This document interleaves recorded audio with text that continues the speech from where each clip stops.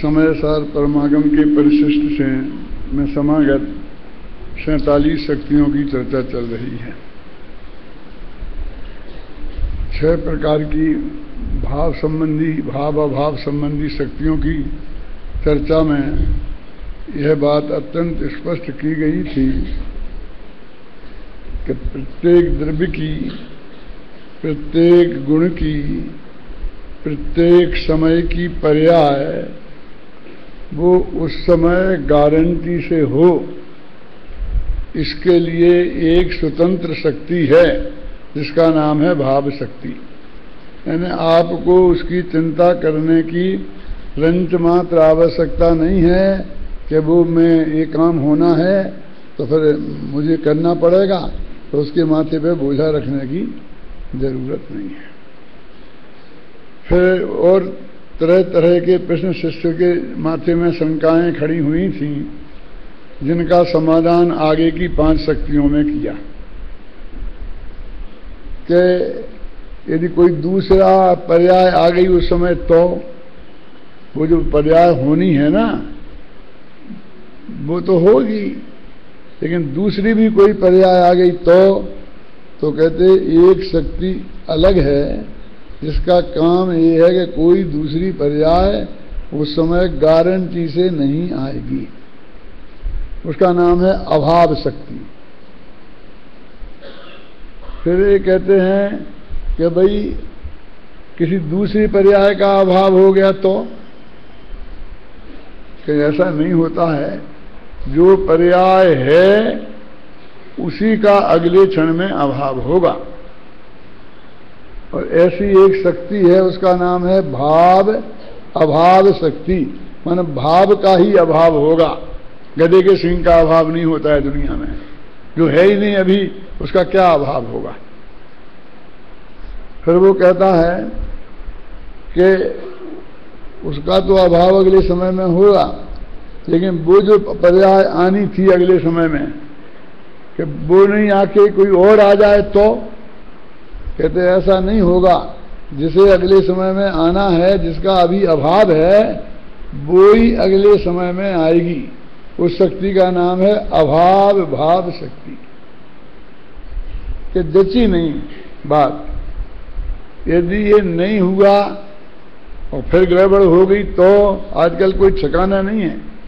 तो कहते नहीं, पक्की गारंटी है, जो होनी है वो ही होगी। इसका नाम भाव भाव शक्ति। और जिसका अभाव होना है उसी का अभाव होगा, उसका नाम है अभाव अभाव शक्ति। एक 6 महाशक्तियां हैं सूर्य के घोड़े के समान, जो उसको निरंतर दौड़ाती रहती हैं। तुझे कोई भी चिंता करने की जरूरत उसमें नहीं है। फिर एक प्रश्न खड़ा होता है कि ये तो पर के संबंध में बात हुई है, विकार के संबंध में क्या है। तो कहते हैं एक ऐसी शक्ति है कि जिसके कारण ये आत्मा विकार को करेगा ही नहीं गारंटी से। उसका नाम क्या है, बोलो क्या नाम है। उसका नाम भी भाव शक्ति है। ये पहले भी भाव थी, 33वीं और 39वीं का नाम भी भाव शक्ति है। और उसके बाद एक क्रिया शक्ति है। क्रिया शक्ति का क्या काम कि जो निर्मल पर्यायें उसके अंदर प्रकट होंगी उनको वो गारंटी से करेगी। ऐसी भी एक शक्ति है। ये 8 हो गई ना, मैंने सुना दी आपको। आवाज नहीं तो कल तो मैं आपसे सुन सकता हूं ना, ज्यादा कठिन नहीं है। क्यों? यदि थोड़ा विवेक लगाएंगे तो बिना रटे ही आपका काम चल जाएगा, और नहीं तो रट ही सकते हैं। उसमें कौन सी बड़ी बात है। 8 को कौन सा गजब है। अब ये बात चल रही है कि तुम कहते हो कि वो निर्मल पर्यायों को करेगा। कौन सी शक्ति में? कौन सी शक्ति में? क्रिया शक्ति में, है ना। कौन सी नंबर की थी वो? शायद 40वीं होगी। हाँ, भाव शक्ति क्रिया शक्ति 40वीं। अब वो कहते हैं कि वो क्रिया शक्ति से जो निर्मल पर्याय होगी तो उसको कौन किसे प्राप्त करे, कौन प्राप्त करे? वो जो काम है वो किसे प्राप्त होगा, उस काम को कौन करेगा, उसके काम करने का साधन क्या है, वो काम जब तैयार हो जाएगा तो वो मिलेगा किसे, और वो पैदा कहां से होगा और किसके आधार से पैदा होगा? इतने प्रश्न फिर खड़े हो गए। ये सब बता दिया ना व्यवस्थित कि वो ऑटोमेटिक प्रक्रिया में सब होगा, उसको किसी को कुछ करना नहीं है, ये नहीं है। फिर भी वो ऑटोमेटिक होगी, उसमें कोई फेरफार नहीं किया जा सकता है। फिर भी किसी को कर्ता पने का नाम तो देना ही पड़ेगा। क्या समझ में आया? वो सब ऑटोमेटिक होगा, सब व्यवस्थित है। और आईएएस ऑफिसरों ने जो बड़े सेक्रेटरी हैं उन्होंने सेक्रेटरी में बिल्कुल एक एक मिनट का कार्यक्रम सब नक्की कर दिया है, सबको बता दिया है, और एक एक चीज वहां सब व्यवस्थित रहेगी समय में। मिनिस्टर साहब को कुछ नहीं करना है। क्या पूरी गवर्नमेंट में आईएएस की लॉबी है वो चलाती है, लेकिन नाम तो मिनिस्टर साहब का ही होगा कि उनने ये प्रश्न उठाया, कि उनने ये जवाब दिया, कि उनने ये प्रस्ताव रखा। बेटा ढंग से पढ़ ही नहीं पाए, मुश्किल से पढ़ें, अंग्रेजी में लिखा हो, अंग्रेजी आती नहीं हो, हिंदी में लिखा हो, दक्षिण भारत के हों, हिंदी आती नहीं हो, क्यों समझ में आई ना? तो भी प्रस्तावक कौन होगा बोलो? पास होगा तो किसका प्रस्ताव पास होगा, समर्थन होगा तो किसके प्रस्ताव का समर्थन होगा? तो अभी इसमें कर्ता कर्म व्यवस्था क्या होगी? क्योंकि कर्ता कर्म की व्यवस्था तो जगत में है ही ना। तो यहां उन्होंने कहा एक परिभाषा नई निकाली जो खुद चंद्राचार्य के कलश में है, यह परिणमति सकर्ता यत परिणामम भवेत तत कर्म, कि जो उस कार्य रूप परिणमित होगा बस वो ही करता होगा। कि जब वो करे कुछ ज्यादा नहीं करे कि नहीं कुछ नहीं, कोई नहीं, ये नहीं, मैं कर करके मर गया। क्या अभी तो टाइप राइटर वगैरह आ गए और कंप्यूटर आ गए। जब मैं पहले यहाँ आया था 47 वर्ष पहले, तो वो मैं लिखता था ये किताबें, और एक जो बाबू थे वो उसको नकल करते थे, नकल करते थे और फिर उसको प्रेस में भेजते करते थे। तो वो बाबू को क्या भ्रम हो गया कि वो उस पर लेखक लिखने लग गया,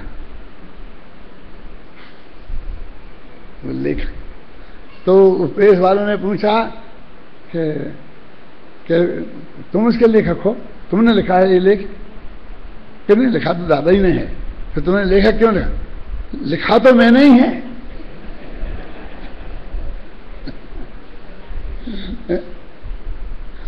वो कहे लिखा तो तू नहीं है। अरे वो सेक्रेटरी सचमुच कितना लिखता है, एक एक शब्द उसका बनाया हुआ होता है। क्या तूने तो शुरू उनने जल्दी जल्दी लिख दिया और तेरे को दे दिया, तो तूने तो उसे नकल करके व्यवस्था दी है सिर्फ, है? तो नकल करने वाला भी अपने को लेखक समझता है। और किसी को ऐसा देख दो बिना ही दिए और वो पढ़ लेगा और एक आध दो प्रूफ की गलतियां बता दे रहे हैं, तो वो अपने को संपादक समझता है कि मेरा नाम संपादक में लिखा जाएगा कि नहीं। अभी पता नहीं है तुमचंद जी कि संपादक किसे कहते हैं, संपादक का क्या काम होता है, ये पता नहीं है, बिल्कुल जानते ही नहीं है। ऐसे सैकड़ों संपादक हो गए अपने मुमुक्षु समाज में भी।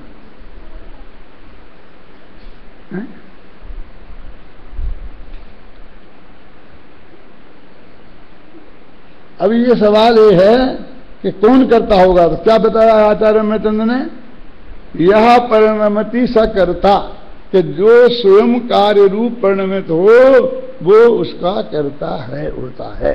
तो अब वो जो मान लो सम्मा दर्शन रूप पर्याय है, उसके रूप परिणमित हुआ आत्मा या श्रद्धा गुण, तो वो उसका करता हुआ। मिट्टी का घड़ा बना तो मिट्टी घड़े रूप परिणमित हुई, तो मिट्टी उसका करता होगी, कुमार उसका करता नहीं होगा। अभी जगत को कहीं समझ में आया? जगत को तो बड़ा अटपटा लगे, ये मिट्टी करता है और कुमार कुछ नहीं है, वो तो निमित्त मात्र है। तो यहां जो भी जो निर्मल पर्याय प्रकट होती है, उसका कर्म का क्षयोपशम होगा, उपशम होगा, क्षय होगा, उसमें कोई ना कोई तो निमित्त होगा ही ना। दर्शन मोहिनी का होगा, चारित्र मोहिनी का होगा, कोई ना कोई निमित्त होगा कि नहीं होगा? अभी कर्मणानी योग वालों से पूछोगे तो फटाफट वही कहेगा क्या उस कर्म के क्षय से ऐसा हो गया, फलाने से ये हो गया, फलाने इसका ये करता है। वो एक कहते हैं कि नहीं, वो कोई करता नहीं है, वो आत्मा ही करता है जो उस कार्य रूप परिणमित हुआ। अब यहां नैकली निर्मल पर्याय की बात है। विकारी पर्याय का तो निषेध कर दिया, कौन सी में, कौन सी शक्ति में? 39 में। निर्मल पर्याय के कर्तृत्व की बात 40 में की, और बाकी पर के निषेध की बात 33 से 38 तक की शक्तियों में की। थोड़ा तो याद रखना पड़ेगा, ऐसे कोई ज्यादा कठिन बात नहीं है। अभी ये कहते हैं कि पहले जो कर्ता कर्म कर्म संप्रदान, अभी मैंने कल कहा था कि मैं पहले आपको बताऊंगा 6 कारक की बात की, जबकि अपन लोगों ने सब पढ़ा था हिंदी में, संस्कृत में तो 8 कारक पढ़े थे। कर्ता कर्म करण संप्रदान अपादान और संबंध अधिकरण और संबोधन, ये 8 पढ़े थे ना।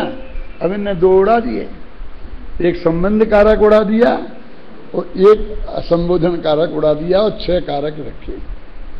तो कहते 6 कारक क्यों रखे, 2 क्यों उड़ा दिए? तो देखो जरा ध्यान से सुनना, थोड़ा व्याकरण पढ़ लो 2 मिनट। 6 कारक तो 6 ही हैं, 8 तो विभक्तियां हैं। अरे विभक्तियां क्या होती हैं भैया, फिर और समझाओ, समझे ना? कर्ता ने कर्म को कर्म के द्वारा से अथवा संविधान के लिए, ये सब विभक्तियां हैं जो अंत में लगती हैं ना, उन्हें विभक्तियां बोलते हैं। जो शुरू में लगते हैं उनको बोलते हैं उपसर्ग, जो अंत में लगते हैं उन्हें बोलते हैं प्रत्यय, और प्रत्यय कुछ विभक्ति रूप होते हैं, है ऐसा सुने ना। इसमें भी उपसर्ग होते हैं, भाषा में भी उपसर्ग होते हैं। अब प्रत्यय तो जो होते होंगे तो होते होंगे, लेकिन उपसर्ग मुनिराजों को होता, हम समझते सुकुमार मुनिराज को हुआ, फलाना राज को हुआ, लेकिन ये तो शब्दों को होते हैं। देखो गम धातु है, गम माने जाना, जाना, गम माने जाना, टू गो, उसका अर्थ है जाना। अब गम धातु में आ उपसर्ग लगा दो तो आ हो जाता है आगम, माने आना। फिर अब लगा दो, आ नहीं लगाओ तो अवगच्छति, तो उसका अर्थ हो जाता है जानना। फिर पहले लगाओ गम में आ,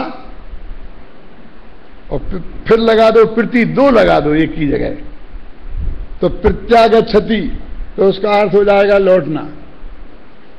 ऐसे बहुत लगते हैं हर एक शब्दों में, तो ऐसा उनकी परिभाषा है। उपसर्गाद क्या ना, बलाद अन्यत्र नीयते, हाँ उपसर्गेण धात्वर्थो बलाद अन्यत्र नीयते। उपसर्गों के द्वारा धातु का अर्थ जबरदस्ती दूसरी जगह ले जाया जाता है, ये बलात्कार करते हैं उपसर्ग। उपसर्गेण धात्वर्थो बलाद अन्यत्र नीयते, दूसरी जगह ले जाया जाता है। और अब जो उपसर्ग जैसे अपन बोलते हैं ना, उपसर्गेण धात्वर्थो बलात् अन्यत्र नीयते। तो धातु क्या है,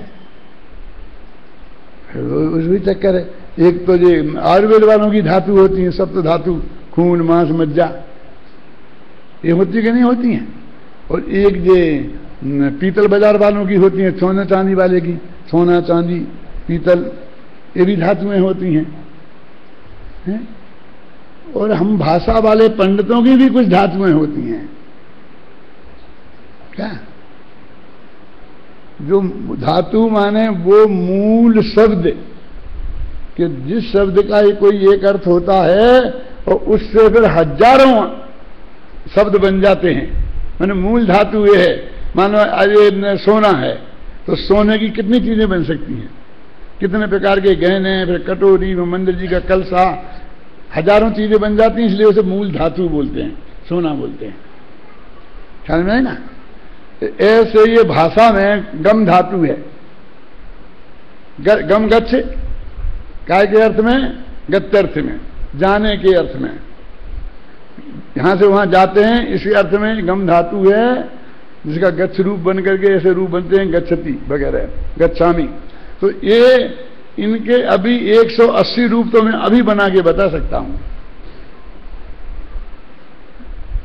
10 लकार होते हैं, 2 पद होते हैं, आत्मने पद और परस्मयी पद, और तीसरा उभय पद। क्यों? और एक एक लकार में 3-3 वचन होते हैं, और एक एक वचन के 3-3 वो क्या होते हैं, भेद होते हैं ना, पुरुष होते हैं। अभी पुरुष को फिर समझाओगे क्या कहें। उत्तम पुरुष, मध्यम पुरुष, जघन्य पुरुष, और ऐसे 9 बन गए, फिर 9 दूनी 18 बन गए, आत्मनि बन गए, ऐसे बन करके वो सारे मिलाते हैं 10 के, तो 180 शब्द बन जाते हैं, जिनके अलग अलग अर्थ होते हैं, लेकिन वो अर्थ उसी संबंधित होते हैं, थोड़ा सा फर्क पड़ता है। और जब उपसर्ग लगता है शुरू में और प्रत्यय लगते हैं बाद में, तो उपसर्ग से अर्थ बदल जाता है, और फिर उतने ही शब्द उसके फिर बन जाएंगे। आगे छत्ती के बने, जितने गच्छति के बने थे उतने ही आगे छत्ती के बन गए, और फिर अब गच्छति के भी उतने बन जाएंगे, प्रत्यय गच्छति के भी उतने ही बन जाएंगे। ऐसे हजारों शब्द बन जाते हैं एक धातु से। मैं तो भैया व्याकरण का आदमी नहीं हूं, ये तो मैंने अपने 11 वर्ष की उम्र में मुरैना विद्यालय में जो पढ़े थे उसके आधार पर बोलता हूं। बस तब से मैंने देखा भी नहीं है उसे। ये तो कोई बड़ी बात नहीं है, हमारे सब जानते हैं विद्यार्थी, अब ये सब जान रहे होंगे हैं। इनकी कहते हैं लोणी मुस्कुरा रही है, वो सब समझते हैं कि क्या है, क्या कह रहा हूं मैं, हैं? उनकी समझ में सब आता है। तो अब ये कहते हैं कि ये कारक हैं। अब अध्यात्म में कहता है कि 8 नहीं, 8 तो विभक्तियां हैं, 8 कारक नहीं है, कारक 6 हैं। क्यों? कि एक संबंध जो कारक है वो कारक नहीं हो सकता। तो क्योंकि कारक किसे कहते हैं, फिर इसकी परिभाषा लाओ। रमेश कई दफे बता चुका यार इस प्रवचन में, तुम्हें तो मालूम होगी। कारक की परिभाषा क्या है? जिसका सीधा क्रिया के साथ संबंध हो उसे कारक कहते हैं। सुना क्या? तो कर्ता का क्रिया के साथ होता है। राम जाता है तो जाता है क्रिया है, तो राम पे असर हुआ ना, सीधा संबंध हुआ ना क्रिया के साथ, राम को जाना पड़ेगा। फिर कर्म का भी असर होता है, कर्म का भी होता है, संप्रदान का भी होता है, अपादान का भी होता है, अधिकरण, लेकिन संबंध कारक का कोई असर नहीं होता, इसलिए वो कारक नहीं है। तो क्या है संबंध कारक? देखो, राम की पत्नी का नाम सीता था, वो सीता को साथ लेकर जंगल गए थे। अब कौन राम? रामऊ रामा होते हैं, रामऊ दो राम हो गए ना। रामऊ का अर्थ क्या हो गया? 2 राम हो गए। कौन कौन? ये पता नहीं है। एक दाशरथी राम और एक परशुराम। तो सब बता रहे हो। देखो तुमसे जी से पूछ रहे, सब प्रमाणित करेंगे। 2 राम, रामऊ माने 2 राम, तो 2 राम कौन? कि एक दाशरथी माने दशरथ के बेटे राम और एक परशुराम, समझेंगे ना, वो परसा वाले राम, तो दो राम हो गए, रामा राम, समझेंगे आप, दो राम हो गए। तो ऐसे यहां ये कहते हैं कि तो कौन सा राम, तो ये बताने के लिए कहा दाशरथी राम। तो दशरथ का संबंध है राम के साथ और राम का संबंध है क्रिया के साथ, जाने आने के साथ, जंगल में जाने के साथ, सीता के पति होने के साथ। लेकिन दशरथ का कोई संबंध नहीं है। दशरथ का बेटा राम जंगल में गया तो दशरथ को एक कदम नहीं चलना पड़ा, समझिए ना। तो क्रिया का प्रभाव जिससे संबंध है उस पर नहीं पड़ता, समझ में आई ना, इसलिए संबंध कारक नहीं है। परमात्मा में याद रहेगा, इतना तो पढ़ना पड़ेगा, मेरे पास रहोगी तो। समझ में आया क्या? क्यों बबलू, सोचा था कभी ऐसा? अब हमारे विद्यार्थी शायद समझते होंगे ये कारक क्यों नहीं है। मैं तो कई दफे प्रवचन किए समय सार की इस मामले में, तब मैंने ये बताया क्या समझे, संबंध कारक क्यों नहीं है। और संबोधन के संबोधन में तो हे राम, तो इस जो हे राम वाला राम है ना, इसका क्रिया से कोई संबंध नहीं होता, समझ गया ना, जो भी हम क्रिया बोलेंगे। इसलिए ये दो हटा दिए और उनने 6 कारक रखे। क्यों दादा आपने बताया थे क्या आपकी 6 कारक की क्लास में बताए? देखो क्यों नहीं बताएंगे, है? आप लोगों के भी समझ में तो आए होंगे, ऐसी कोई कठिन नहीं है, लेकिन साधारण नियम है संस्कृत व्याकरण के, हिंदी व्याकरण के। अब वो 6 कारक रह गए, तो कहते हैं एक 6 कारक भी 2 तरह के होते हैं, एक निश्चय कारक और एक व्यवहार कारक। तो निश्चय कारक क्या क्या कि जो अपने ही अपने में घटित हों उसका नाम निश्चय, और जो अलग अलग हों उसका नाम व्यवहार। अभी एक राजवार्तिक में एक श्लोक दिया है, वृक्षा तिष्ठति कानने कुसुमते वृक्षम लता संसृता वृक्षेणा विहतो चमु निपतितो वृक्षाय देयम जलम वृक्षात वृक्षात पतति पत्राणि, ऐसा है ना, वृक्षस्य शाखोन्नता वृक्षे नीणमिदम किदम शकुनिनाम हे वृक्ष किम कंपसे।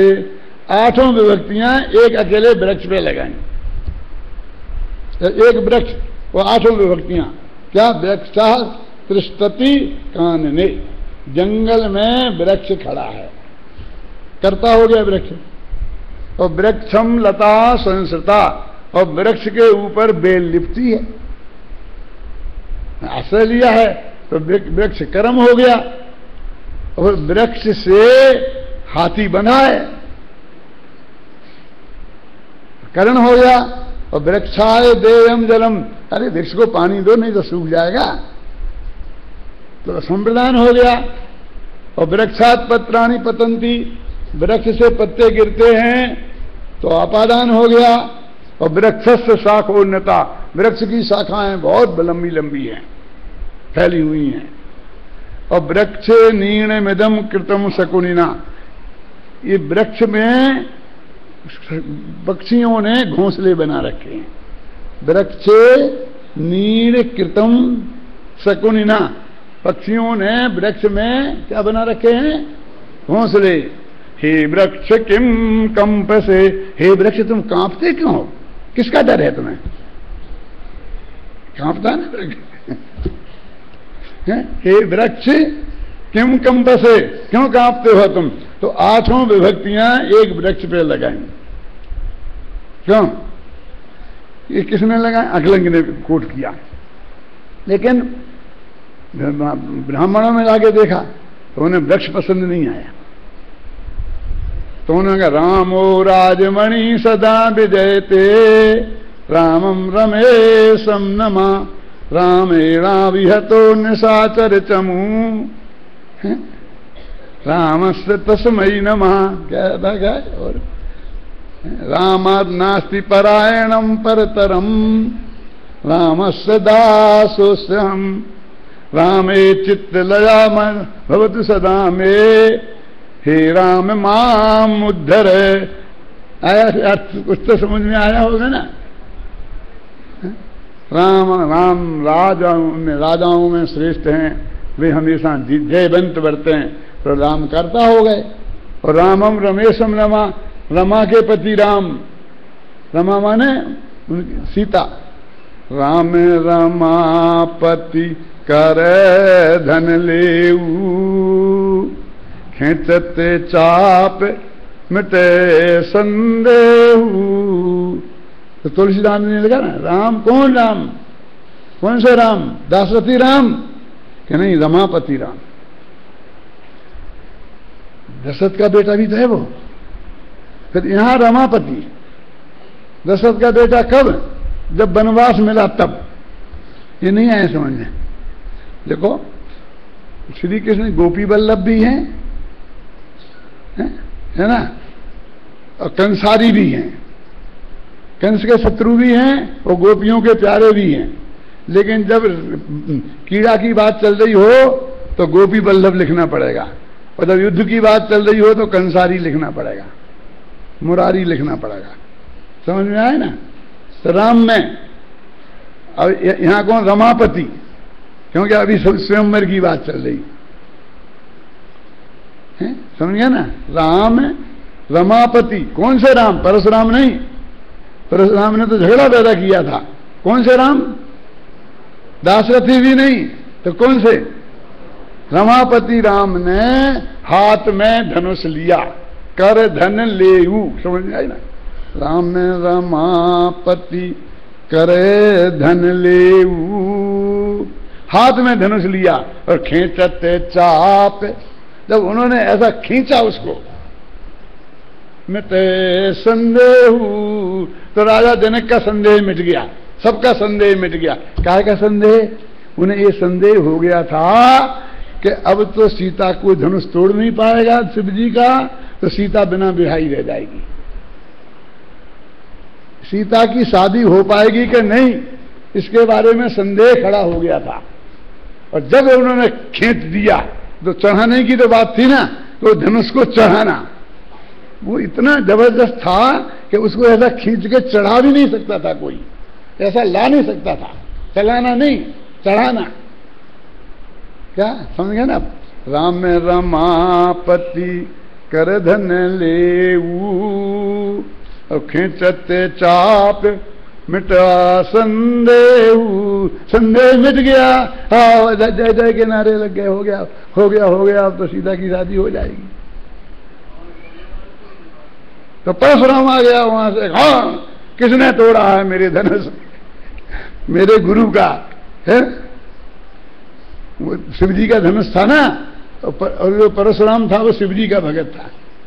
तो उसने कहा किसने तोड़ा है शिव धनुष को, और सामने झगड़ा खड़ा हुआ। जोग जी मुझे रामायण नहीं सुनाना है मैं तो सिर्फ बता रहा हूं कि शब्दों का भी प्रयोग कैसा कैसा होता है, और उसकी भी थोड़ी प्रकृति हमको समझना चाहिए। कहाँ किस तरह से प्रयोग होते हैं वो शब्द, इतने नाम कैसे हो जाते हैं, ऐसे ही तो हो जाते हैं ना इतने नाम। मैंने वो जो दिनकर महाकवि हुआ ना,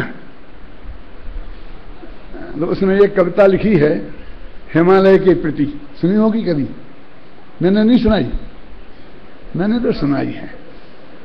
हिमालय के प्रति एक कविता लिखी बसंत भाई, कि हिमालय से कहते हैं कि तू बड़ा हमारा रक्षक बनता है और हमारी ये दुर्दशा हो रही है, ये विदेशियों ने आकर के हमारा कितना मान मर्दन किया है, हैं? और तुम चुपचाप खड़ा खड़ा देखता रहा। तो वो क्या कहते हैं ना कि वो युधिष्ठिर, अर्जुन, भीम, ये सब कैलाश पर्वत पर तपस्या करके हिमालय पर और ऊपर जा रहे थे स्वर्ग।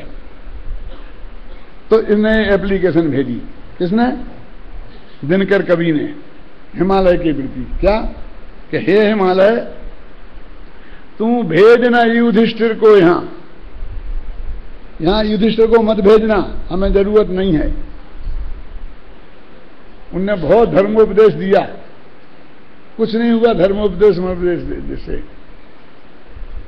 क्या तू भेजना युधिष्ठिर को, यहां जाने दो उनको स्वर्ग धीर, उन्हें तो स्वर्ग में जाने दो, वहीं अच्छा है, वे वहीं बैठेंगे, अच्छा रहेगा। जाने दे उनको स्वर्ग धीर, तू फिर हमें गांडीव गधा और लौटा दे अर्जुन भीम वीर। हमें तो तू गांडीव धनुष भेज दे, भीम की गदा भेज दे और अर्जुन और भीम को लौटा दे, वे हमारे काम आएंगे इन शत्रुओं से लड़ाई लड़ने में।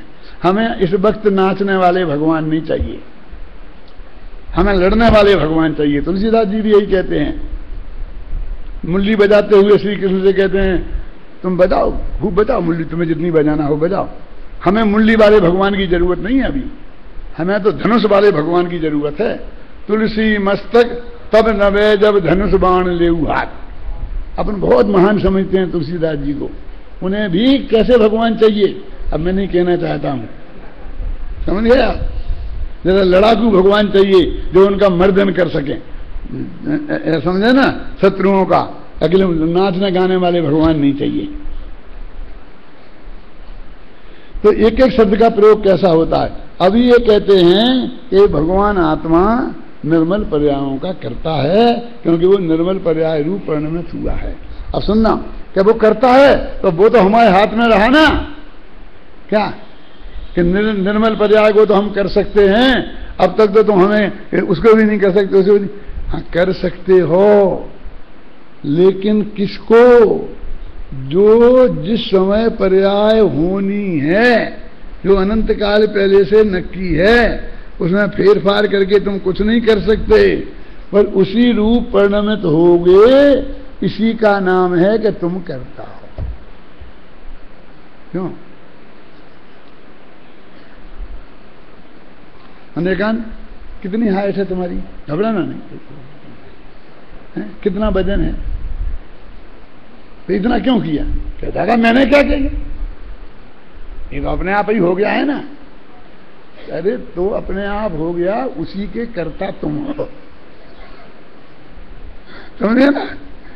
यह परिणमति, तुम उस रूप परिणमित हुए हो ना, समझ में आएगी नहीं बात। जो जिस रूप परिणमित हो उसको उसने दंत मात्र भी फेरफार नहीं किया, कर सकता नहीं।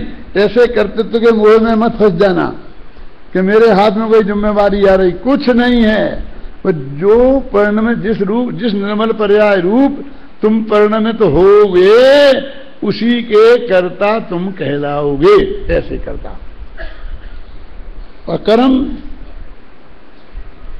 कि वो जो पर्याय होगी, निर्मल पर्याय होगी, कौन सी सम्यक दर्शन, अपन ने सम्यक दर्शन मान लेना, तो वो सम्यक दर्शन पर्याय को तुम प्राप्त करोगे। जो प्राप्त किया जाता है उसे कर्म कहते हैं। जो परिणमित होता है उसे कर्ता कहते हैं, और जो प्राप्त किया जाता है उसे कर्म कहते हैं। जिस साधन से प्राप्त किया जाता है उसे कर्म कहते हैं। साधक तमम कर्णम। साधक तमम कर्णम माने क्या कि एक तो होता है साधक, एक साधक तर और एक साधक तम। ये तारतम्य तो तुम समझते होगे ना, गुड बेटर बेस्ट। ये अंग्रेजी में क्या डिग्री बोलते हैं, क्या बोलते हैं। तो एक तो हमारे साधन है और एक में साधक तर हैं। बहुत से साधनों में ये महत्वपूर्ण साधन है। और एक साधक तम, सर्वश्रेष्ठ साधन, कि जिसके होने पर काम नियम से हो और जिसके बिना काम नहीं हो, उसे बोलते हैं साधक तम। अब वो कर्ण कहलाता है। तो तुम्हारे बिना काम नहीं होगा, तो तुम ही साधक तम आता है। प्रज्ञा क्षेत्री, वो साधक तम कर्णम, वो साधक तम करण है। तो ये कर्ण शक्ति है भगवान आत्मा में। ये निर्मल पर्यायों के संदर्भ में कर्ता कर्म कर्ण। अभी मैंने इतना समझाया, अब मैं कुछ 5-7 लेने पढ़ना चाहता हूं, जिससे आपको मालूम पड़ेगा कि मैंने वही समझाया है जो इसमें लिखा है। पढ़ता हूं।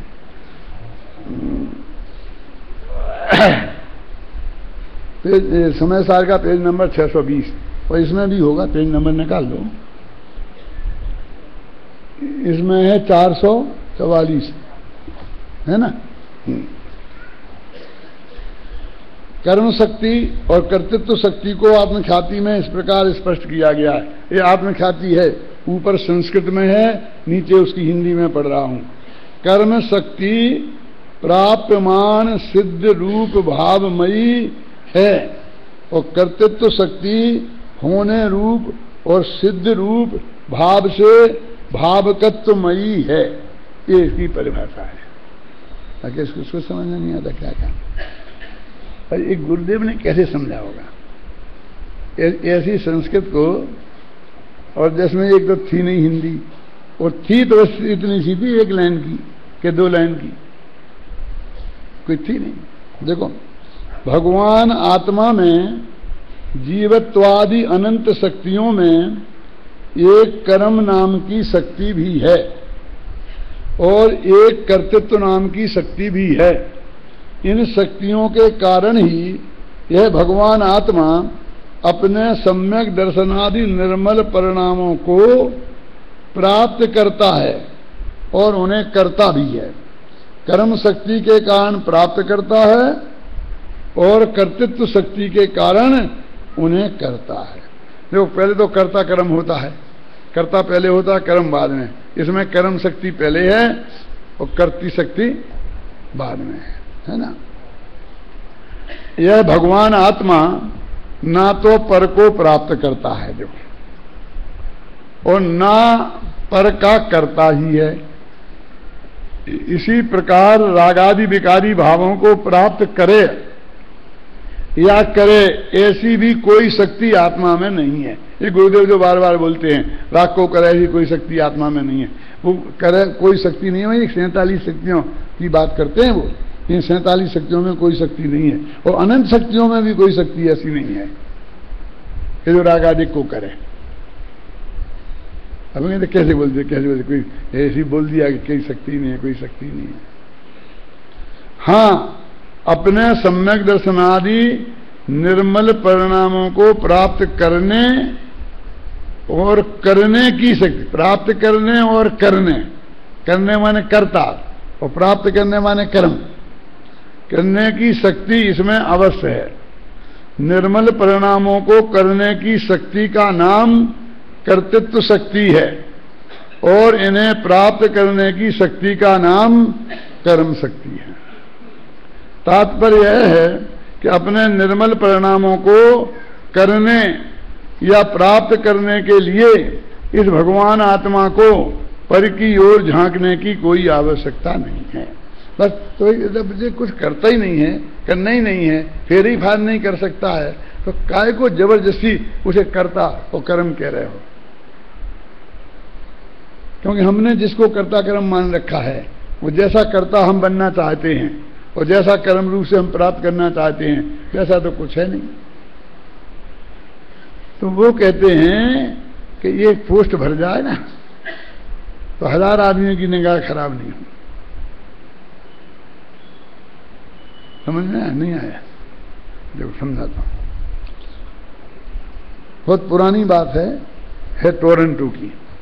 वहां एक बहन थी, वो समाज की अध्यक्ष थी। नाम मुझे अभी याद नहीं आ रहा, आ जाएगा थोड़ी देर में, तो मैं बता दूंगा। वो समाज की अध्यक्ष थी, शायद तुम्हें मिलाया था ना संजीव। तो हम उसके घर भी ठहरे थे और वो बराबर प्रवचन वचन किए थे 1 साल। फिर 2-4 साल बाद जब हम गए तो वो विधवा हो गई थी। विधवा हो गई थी तो हम बैठने भी गए और सब बात हुई। अब फिर तीसरी बार गए हम, तो टोरंटो भी कम से कम 10-15 बार तो हो ही आए। तो वो बहन एकदम अप टू डेट बुजुर्ग थी, 50-55 वर्ष से कम की नहीं होगी, बिल्कुल अप टू डेट। समझ गए ना आप? जैसे आप पहचान नहीं पाएंगे ये विधवा है कि सधवा है कि कुमारी है कि बिल्कुल ऐसी थी। तो हमको देख करके बहुत अटपटा लगा, क्योंकि उसके विचार शुद्ध सात्विक थे, स्वाध्याय करती थी। तो हम ऐसी कल्पना नहीं करते थे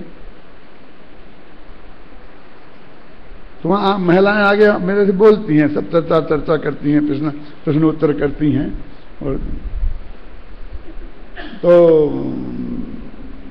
हमने उनकी निगाह से देखा तो वो समझ गए कि इनको ये अटपटा क्यों लग रहा है। ज्ञानचंद जी, क्या नाम था उसका? चलो, वो फिर उसने हमको बताया क्या कि दादा यहाँ पर ऐसा रिवाज है कि यदि हम ऐसे रहें जैसे विधवा जैसे, तो सब लोग ये समझते हैं कि ये खाली हैं, और वो इस बात की निशानी होती है कि हमें योग्य पति चाहिए। तो 50 आदमी ऑफर देते हैं, सुबह से शाम तक ऑफर आते हैं, उन्हें मना करते करते परेशान हो जाए। और हम ऐसे रहें जैसे बिल्कुल हम पति हैं, सब ऐसा बिल्कुल, तो सब समझते हैं इंगेज, वो तो इंगेज है, उसके इंगेज नहीं बोलते हैं, बस वो तो है, उसका मतलब पति है, तो कोई सब कोई छेड़ा, वो छेड़खानी शुरू हो जाती। बोलो क्या करें? अरे आप समझ सकते हो, कल्पना कर सकते हो? वो तुमसे नहीं, अभी भी मिली थी मुझे, वो आई थी, क्योंकि वो करती थी वो बिजनेस कार का, ये मकानों की दलाली समझ लो, चाहे आड़प समझ लो, ये मकान बेचते हैं ना, एक दो बीच में जो बीच वाले होते हैं ना, हैं उसको क्या रियल एस्टेट हैं, उस वक्त भी करती थी वो, जब वो पति थे उसके मौजूद। पति तो कहीं नौकरी करते थे और वो रियल एस्टेट का बिजनेस करती थी, अभी भी वो बिजनेस करती थी, बीच में भी बिजनेस करती थी। बोले मेरा काम ऐसा है कि सबसे मिलना पड़ता है, सबके पास जाना पड़ता है, सबको ऑफिस में बुलाना पड़ता है, हैं, और सबको ये ऐसा हो जाता है। अब आप सोचते हो कितनी परिस्थितियां बदल सकती हैं यहाँ हिंदुस्तान की और वहाँ की, और हम यदि वो हमें नहीं समझाए तो हम क्या समझते रहे कि क्या इसको क्या शौक चल रहा है। अरे भाई ठीक है, अब थोड़े बहुत तो अपने हिंदुस्तान में भी रंगीन मंगीन साड़ी माड़ी पहनने लग गए हैं, हम, मुझे कोई ऑब्जेक्शन भी नहीं है, लेकिन तो भी उतना शौक से, उतना वैसे तो नहीं रहते ना एकदम अप टू डेट जैसे अपन कहें, तो भी सिंपलिसिटी तो होती है, होनी चाहिए कि नहीं अपने यहाँ अभी भी है? तो इस बात की निशानी है। तो कहते तुम्हें यहाँ काय को बता रहे, तुम सुन रहे, भद्रा बहन उसका नाम है, अभी है वो जिंदा, क्या नाम है? भद्रा बहन। तो मैंने ये कहता हूं कि 50 कर्ता खड़े हो जाएंगे यहां भी, इसलिए कह दिया कि परद्रव्य कोई करता नहीं है, तो कौन करेगा? कि स्वद्रव्य करो, ऐसे करता हो तुम। समझ आया क्या? तुम ही करता हो, कि हमें तुमने करता तो बना दिया, वो करने का अधिकार तो कुछ नहीं दिया, क्यों? तो हमें कुछ करने का अधिकार भी दो, कि नहीं, वो तो जो अनंत काल समय पहले नक्की है, होगा तो वही, और उसी के तुम कर्ता कहलाओगे, हैं? तो ऐसा कर्ता क्यों बना रहे हमें? हम क्या ऐसा करता हमें नहीं बनना, कि तुम्हारे बनने नहीं बनने से क्या होता है? वस्तु का स्वरूप ये है, क्योंकि तुम्हें चाहिए ना कोई कर्ता होना चाहिए, कोई ना कोई कर्ता होना चाहिए, कोई ना कोई कर्ता होना चाहिए। जब तक कोई ना कोई कर्ता नहीं होगा, तब तक हमारी कर्ता की खोज चालू रहेगी। तो तुम्हें बता दिया कि ये करता है। हमारे गुरु जी पढ़ाते थे, वहां रहते थे, एडमिनिस्ट्रेशन भी वही करते थे। मक्खनलाल जी की बात कर रहा हूं, गुरुदेव कांजी स्वामी की नहीं। तो जब भी कोई बात आती थी तो वहां की एक नियमावली थी अध्यात्म, तो हम सब वो नियमावली रखते थे, और हम कहते इसमें तो ये नहीं लिखा, ये नियम नहीं है। ऐसा हम कानून बताते थे, उस वक्त भी वकील वकालत करते थे कि साहब ये नहीं लिखा है, इसमें ऐसा लिखा है, आप ऐसा नहीं कर सकते। तो वो गुस्से में आगे कहते थे हमको क्या टेसू बना के बैठा दिया है क्या? हमको टेसू बना, टेसू जानते हो? उधर ऐसा होता है, वो एक कोई ऐसा बना देते हैं, ऐसा खिलौना सा, और वो दिवाली होली पे कहीं रखते हैं, और वो बेचारा कुछ करता नहीं, जो जैसा खेत में बिजू का होता है ना, तो करता कुछ नहीं, खड़ा रहता है एक आदमी, और वो पक्षी समझते हैं कोई आदमी है खड़ा है। तो हमको क्या टेसू बना के बैठा दिया है? हमें पावर है, हम जो ऑर्डर निकाल देंगे ऑर्डर रजिस्टर में, क्या वो भी नियमावली के में नहीं होगा तो भी वो चलेगा। इसका ज्ञान उनने हमें तब कराया था। फिर हम भी जब मिडिल स्कूल के हेड मास्टर बन के गए 17 वर्ष की उम्र में, तो हम भी वहां टेसू बन के नहीं रहे। क्या समझ में आया कि नहीं?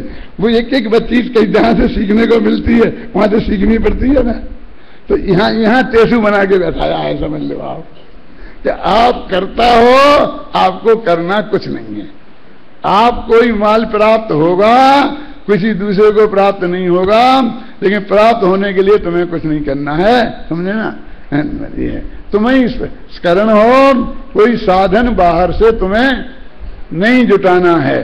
तो इस तरह 3 शक्तियां, कौन? कर्ति शक्ति, कर्म शक्ति और करण शक्ति, ये 3 शक्ति उस निर्मल पर्याय को करने के लिए बैठी है।